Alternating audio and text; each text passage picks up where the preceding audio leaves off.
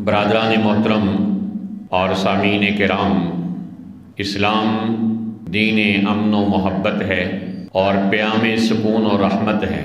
اسلام نے جہاں مسلمانوں کے حقوق متعین کیے ہیں، وہاں ذمیوں اور غیر مسلموں کے بھی حقوق متعین کیے ہیں، کیونکہ اسلام دین الہی ہے اور اللہ رب العالمین ہے۔ اس کے لیے یہ ساری مخلوق اس کے بندوں میں شامل ہے۔ جس طرح اللہ نے اپنے اطاعت گزار اور فرما بردار بندوں کے یعنی مسلمانوں کے کچھ حقوق مقرر فرمائے ہیں، اسی طرح نافرمانی کے باوجود اللہ کی اطاعت اور اس کی ذات اور اس کے نبیوں کے انکار کے باوجود کافروں کے بھی اللہ نے کچھ حقوق مقرر فرمائے ہیں۔ تو اللہ کتنا رحیم اور کریم ہے، اپنے ماننے والوں کو تو ہر کوئی حقوق دیتا ہے، نوازتا ہے۔ اللہ وہ کریم ذات ہے جو نہ ماننے والے کافروں کو بھی حق اور حقوق عطا کرتا ہے۔ اسی طرح اسلام دین رحمت ہے، اس نے جہاں اپنے ماننے والوں کے لیے کچھ حقوق کا پابند کیا ہے، اسی طرح دین نے اپنے نہ ماننے والوں کو بھی کسی چیز کا کچھ حقوق کا پابند بنایا ہے۔ تو جب ہم دیکھتے ہیں کہ اسلام نے ذمیوں کے کیا حقوق متعین کیے ہیں اور اسلامی ریاست اور مسلمانوں کے ذمے کیا فرائض و واجبات لگائے ہیں، تو ہمیں حیران کن طور پر اسلام کی حقانیت کھل کر سامنے آتی ہے۔ اسلام جس طرح مسلمانوں کو جان، مال، عزت، آبرو کی اور دین کی حفاظت کا یقین دلاتا ہے، اسی طرح غیر مسلموں کی بھی جان، مال، عزت، آبرو، یہاں تک کہ ان کے باطل مذہب کی بھی کچھ چیزوں کی حفاظت کی ذمہ داری اٹھاتا ہے۔ نبی پاک صلی اللہ علیہ وسلم کو جو کہا گیا وَمَا أَرْسَلْنَاكَ إِلَّا رَحْمَةً لِّلْعَالَمِينَ، آپ سارے جہان کے لیے رحمت بن کر تشریف لائے، تو اس سارے جہان میں کافر بھی شامل ہیں۔ آپ صلی اللہ علیہ وسلم کافروں کے لیے بھی رحمت بن کر تشریف لائے۔ کافروں کے لیے کیسے رحمت بنے؟ اب اسی سے آپ اندازہ کر لیں کہ رسول اللہ صلی اللہ علیہ وسلم نے ذمیوں کے حقوق متعین فرما دیے، اور ذمی کہتے ہیں اس کافر کو جو جنگ لڑے بغیر مسلمانوں کی اطاعت اور حکومت کو قبول کر لے۔ معاہد بھی اسی کو کہتے ہیں جو ایک کسی ایگریمنٹ کے تحت مسلمان حکومت میں رہنے کے لیے وعدہ کرے کہ وہ یہاں حکومت اور اسلام کے خلاف کوئی قدم نہیں اٹھائے گا، مسلمانوں کے خلاف کوئی قدم نہیں اٹھائے گا، تو ایسے لوگوں کو ذمی اور معاہد کہا جاتا ہے۔ رسول پاک علیہ السلام نے ارشاد فرمایا من آذا ذمیا فانا خصمہ ومن کنت خصمہ خصمتہ یوم القیامہ، کہ جس نے کسی ذمی کو تکلیف دی میں قیامت کے دن اس سے جھگڑا کرنے والا بنوں گا، اور جس کے خلاف میں جھگڑا کرنے والا بنوں گا اللہ مجھے اس پر غالب کر دے گا۔ تو رسول رحمت صلی اللہ علیہ وسلم کے اس خوبصورت اعلان کو کیا معمولی اعلان قرار دیا جائے کہ آپ صلی اللہ علیہ وسلم فرما رہے کہ ذمی کے حقوق کی پامالی کرنے والے کا قیامت کے دن میں ذمہ دار بنوں گا؟ اور یہ لفظ ذمی ہے، یہ کوئی اچھوت لفظ نہیں ہے جیسے ہندو مذہب میں اور یہاں ہندوستان میں ہم ہزاروں سال ہندوؤں کے ساتھ رہے، وہ کچھ قوموں کو اور ذاتوں کو، شودر کو وہ نیچ سمجھتے ہیں اور ملیچ سمجھتے ہیں، اپنے سے گھٹیا سمجھتے ہیں۔ تو ذمی کا مطلب کوئی گھٹیا پن نہیں، انسان ہونے کے دائرے سے باہر نکل جانا نہیں، بلکہ ذمی ہونے کا مطلب اس میں اتنی جامعیت، معنویت اور گہرائی ہے کہ یہ لفظ ایک مسلمان ریاست میں غیر مسلموں کی سماجی حیثیت اور ان کے معاشرتی مقام اور مرتبے کو واضح کرتا ہے۔ ذمی اردو میں بھی ہم بولتے بھائی یہ کام میرے ذمے ہو گیا، میں اس کام کا ذمہ دار ہوں، تو ذمی کا مطلب یہ ہوا کہ گویا یہ کافر صحیح لیکن اس کی عزت، اس کی آبرو، اس کی جان، اس کے مال کے مسلمان حکمران ذمہ دار ہیں۔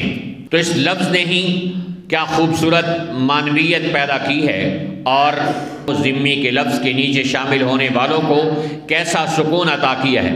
ایک طرف کافروں کے لیے پیغام ہے کہ تمہاری حفاظت کی ذمہ داری مسلمان حکمرانوں کے ذمے، اور دوسری طرف اسی لفظ میں مسلمانوں کے لیے اور ان کے حکمرانوں کے لیے پیغام ہے کہ کافر جب تک خلاف شریعت خلاف قانون کوئی کام نہ کریں اس وقت تک ان کی حفاظت عزت کی، آبرو کی، جان مال کی تمہاری اور تمہاری اسلامی ریاست و حکومت کی ذمہ داری ہے۔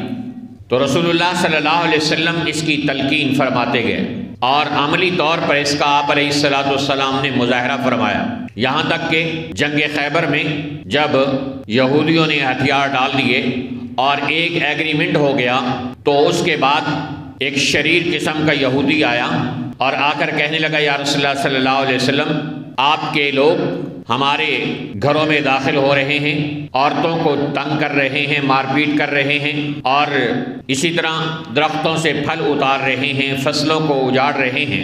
تو آپ نے حضرت عبد الرحمن ابن عوف رضی اللہ تعالیٰ عنہ کو کہا، جاؤ سارے مجاہدین کو جمع کرو۔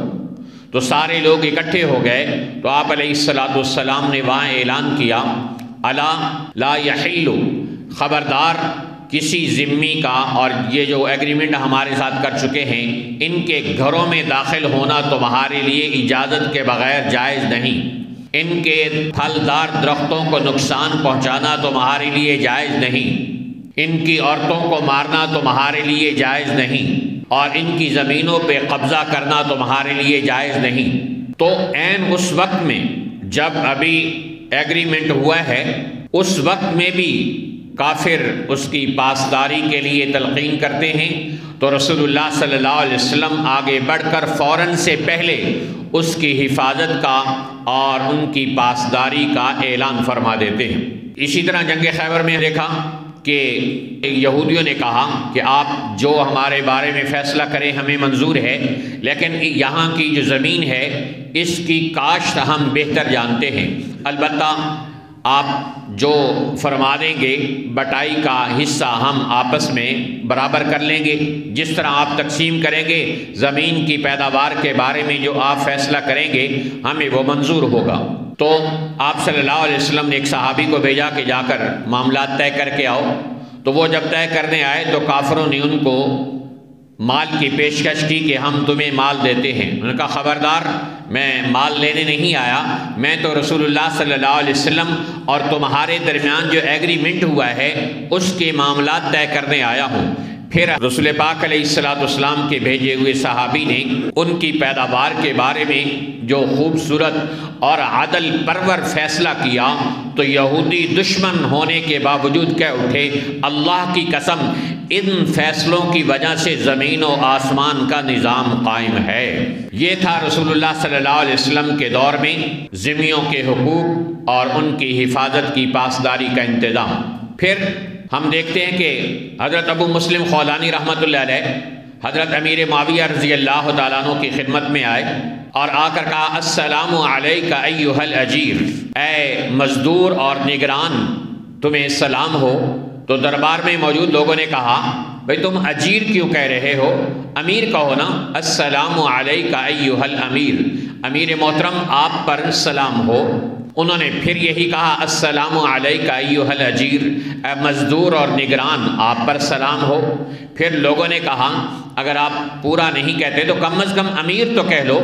انہوں نے تیسری مرتبہ بھی کہا، السلام علیک ایھا الاجیر، اے مزدور اور نگران آپ پر سلام ہو۔ حضرت امیر معاویہ رضی اللہ عنہ نے ارشاد فرمایا، ابو مسلم خولانی تابعی ہیں، صحابی نہیں، آپ نے کہا کہ یہ جو کچھ کہہ رہے ہیں یہ ٹھیک کہہ رہے ہیں، آپ ابھی بات نہیں سمجھ رہے۔ پھر حضرت ابو مسلم خولانی نے لوگوں کو سمجھانے کے لیے کہا کہ اجیر کہتے ہیں مزدور اور نگران کو۔ تو جس طرح ایک مزدور مزدوری کرتا ہے، ایک چرواہا اپنی بکریوں کا خیال رکھتا ہے اور ان کو تکلیف سے بچاتا ہے، ان کو دھوپ سے بچاتا ہے، ان کو سرسبز اور شاداب چراگاہوں میں لے کے جاتا ہے کہ یہاں چرنے والے بنے۔ اس طرح ایک امیر المومنین کو ہونا چاہیے کہ وہ اپنے عوام کے حقوق کا خیال کرنے والا ہو، وہ ان کے لیے سرسبزی و شادابی اور کھانے پینے، روٹی کپڑے مکان کا انتظام کرنے والا ہو، اور ان کو ہر قسم کی تکلیف سے بچانے والا ہو۔ جب لوگوں نے یہ معنی سمجھا کہ یہ اجیر کا مطلب تو یہ تھا کہ حضرت امیر معاویہ رضی اللہ تعالیٰ عنہ ساری مملکت کے نگران ہیں، اور جس طرح ایک نگران اور چرواہا اپنی بکریوں کا خیال رکھتا ہے، اس سے بڑھ کر ایک خلیفہ اور حکمران کو اپنی عوام کی ضروریات اور سہولیات کا خیال رکھنا ہے اور انہیں مصائب و تکالیف سے بچانا ہے۔ لفظ استعمال ہونا خلیفہ، تو خلیفہ وقت کا کیا منصب ہے اور اس کی کیا ذمہ داری ہے؟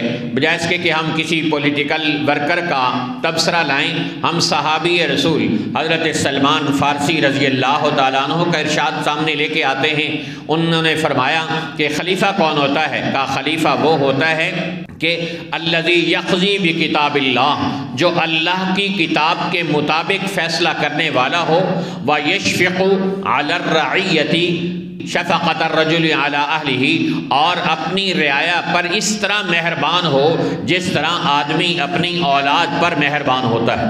یہ حضرت سلمان فارسی رضی اللہ تعالیٰ عنہ خلیفہ کی ڈیفینیشن کر رہے ہیں۔ خلیفہ کون ہوتا ہے؟ جو اللہ کی کتاب کے مطابق فیصلہ کرنے والا ہو اور اپنی اولاد کا جس طرح خیال رکھا جاتا ہے اس طرح اپنی عوام کا خیال رکھنے والا ہو۔ ایک حدیث میں آتا ہے کہ کلکم راع وکلکم مسئول عن رعیتہ، تم میں سے ہر ایک نگران ہے، ہر ایک چرواہا ہے، اور ہر ایک سے اس کی رعایا کے بارے میں پوچھا جائے گا۔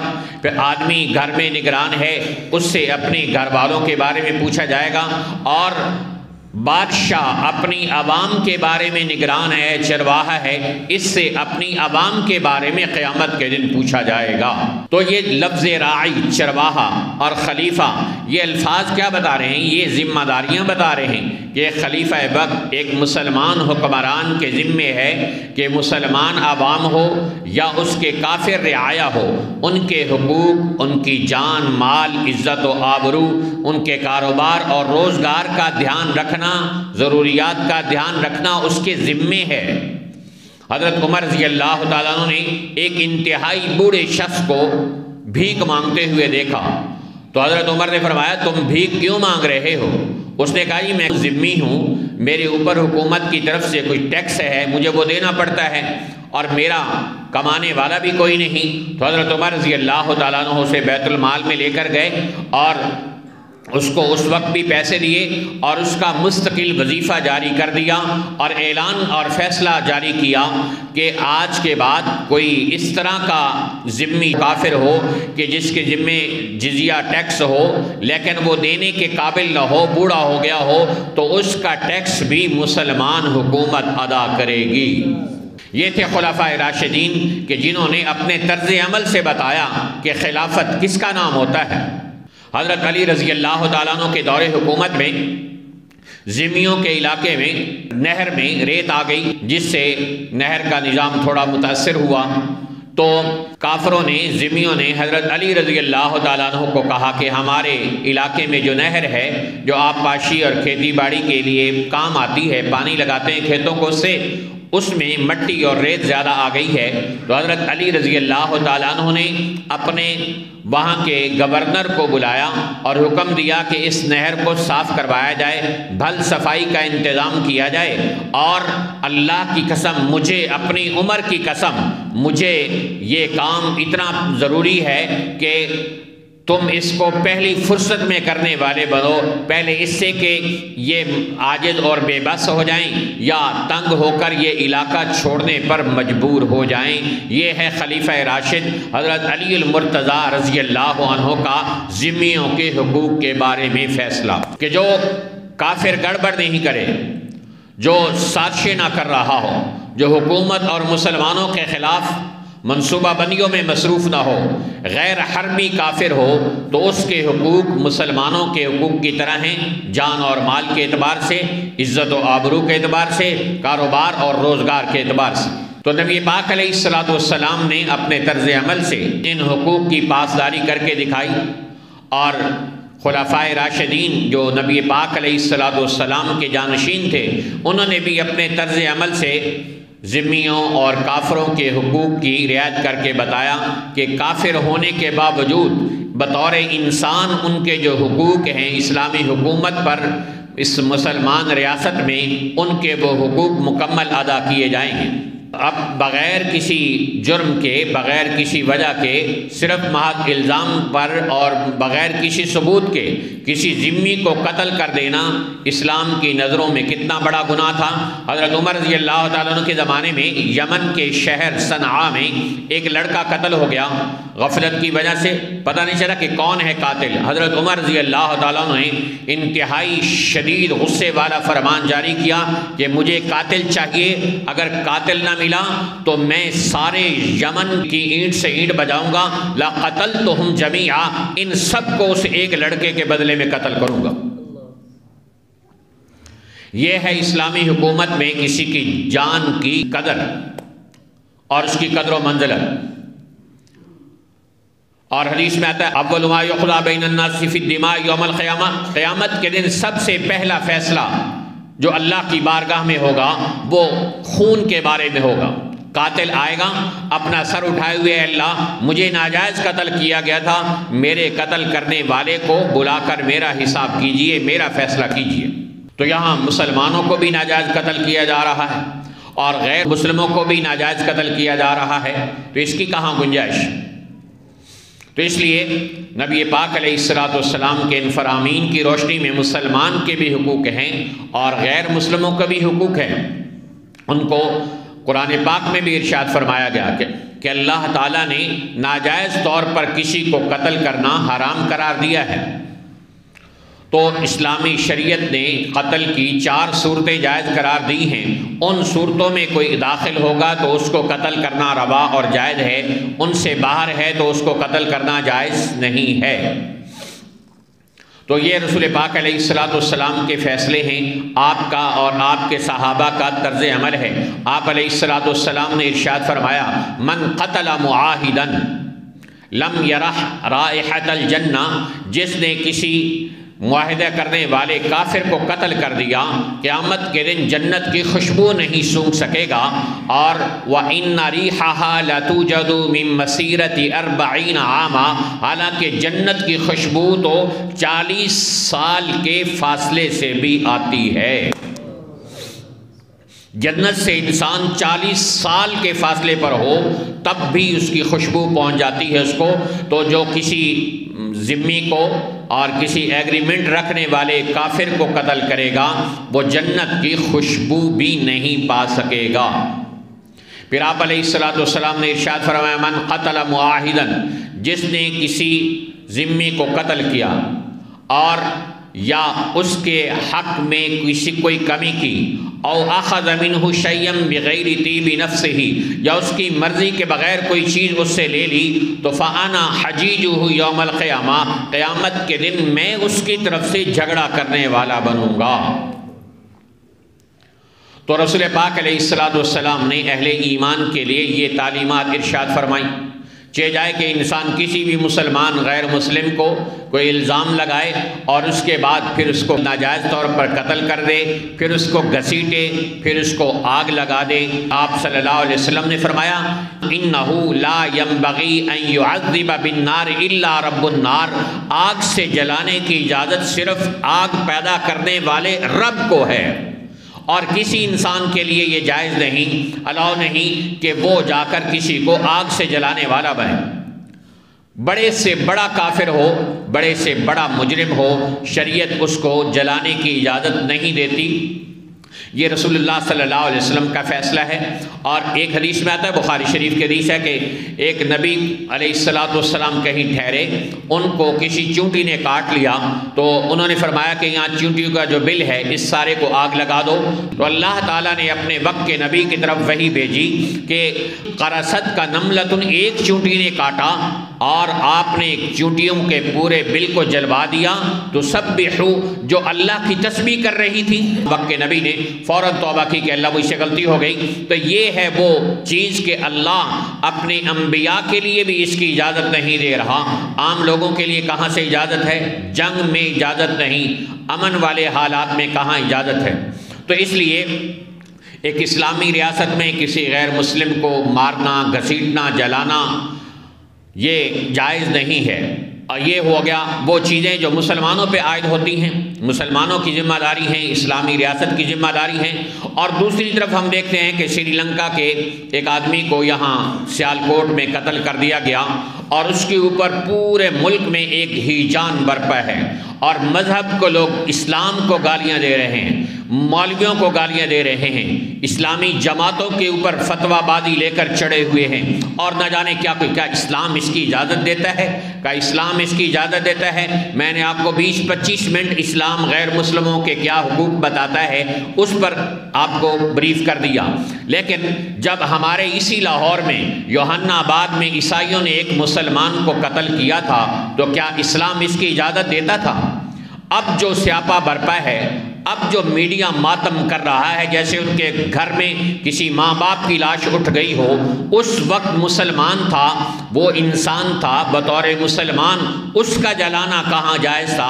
اس کو یہاں جلایا گیا، اس پر تو وہ ماتم، وہ برپا، وہ غم، وہ کیفیات، وہ انعامات، وہ تمغے بچانے والوں کے لیے جاری نہ ہوئے۔ یہاں تو مسلمان بچانے والے بھی سامنے آئے، اور یہاں جب مسلمان جلا تو ان کو بچانے والا کوئی نہ آیا۔ کیا اس وقت کسی نے سوال اٹھایا کہ عیسائیت اس چیز کی اجازت دیتی ہے کہ کسی بے گناہ انسان کو زندہ جلا دیا جائے؟ برما میں مسلمانوں کو آگ سے جلایا گیا اور چھریوں سے کاٹ کر بازاروں میں گوشت ان کے بیچے گئے جیسے بکری اور گائے کے گوشت بیچے جاتے ہیں۔ اور 20 سال امریکہ نے، 20 سال روس نے افغانستان کے مسلمانوں کو بم مار مار کے ان کے بچوں کو، ان کی عورتوں کو، ان کے بوڑھوں جوانوں کو جلایا۔ کسی نے عیسائیت پر سوال اٹھایا کہ عیسائیت اس کی اجازت دیتی ہے؟ ہمارے مسلمان ہی پگلے ہو جاتے ہیں جو اپنے ہی مذہب کو گالی دینا شروع کر دیتے ہیں۔ تو اس لیے اسلام تو اس کی قطعاً اجازت نہیں دیتا کہ کسی کو بے گناہ مارے، ناجائز قتل کریں، گھسیٹے، آگ لگائیں، لیکن آپ کو یہ اجازت بھی نہیں ہے کہ آپ اسلام کو گالی دینے کھڑے ہو جائیں۔ اور اشفاق صاحب نے کہا تھا کہ جو اسلام کو گالی دینا چاہتا ہے، اسلام کو گالی تو بیچارہ دے نہیں سکتا، مسلمان معاشرے میں رہتا ہے تو کچا چبا جائیں گے مسلمان، تو وہ پھر مولوی کو گالی دیتا ہے۔ تو ایسے موقع پر بھی کتنے لوگ ہیں جو اسلام کو دشنام دے رہے ہیں، کتنے لوگ ہیں جو ماتم کرتے کرتے مولویوں کے گریبانوں میں ہاتھ ڈال چکے ہیں۔